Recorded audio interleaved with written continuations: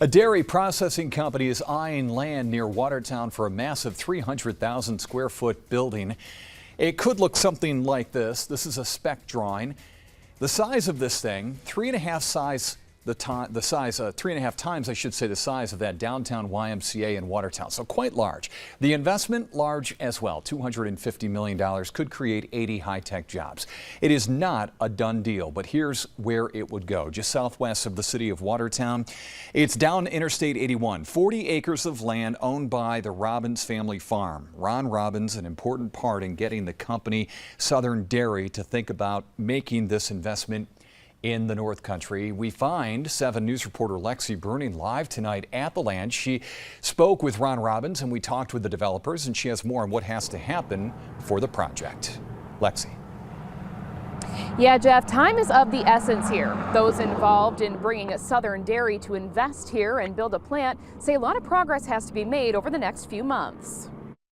We hope by fall we will be a lot closer to being able to present them with a shovel-ready site. Them refers to Southern Dairy, a company out of Texas. It's considering building a 300,000 square foot, $250 million dairy processing facility here outside of Watertown, creating 80 jobs. Nestled between Interstate 81 and a CSX rail yard topped off with transmission lines, developers say this is the ideal land for a big project. Between rail and power there makes it a very suitable site. This land is owned by Ron Robbins of Robbins Family Dairy, part of what he calls a dairy renaissance in the region. He says the facility would produce dry products like whey protein and baby formula. The product would be used domestically, and it would also be sent to developing countries in Africa, for example. We're seeing increasing demand for these types of products in those developing countries where they don't have refrigeration, they don't have infrastructure to store and transport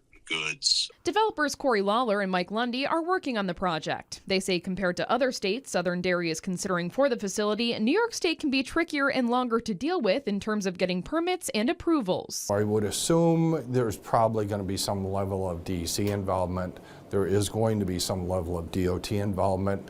And probably federal involvement because of the I-81 proposed location that's right there. Assemblyman Scott Gray says it's a project the state would support, and he'll continue to make sure the process goes smoothly, but it may take some time before any permits can be issued. That being said, again, we need a timeline and we need a funding plan for the project. We've learned the project is mainly privately funded, which may help move the approval process along. Jeff. Lexi Bruning live tonight. Thank you.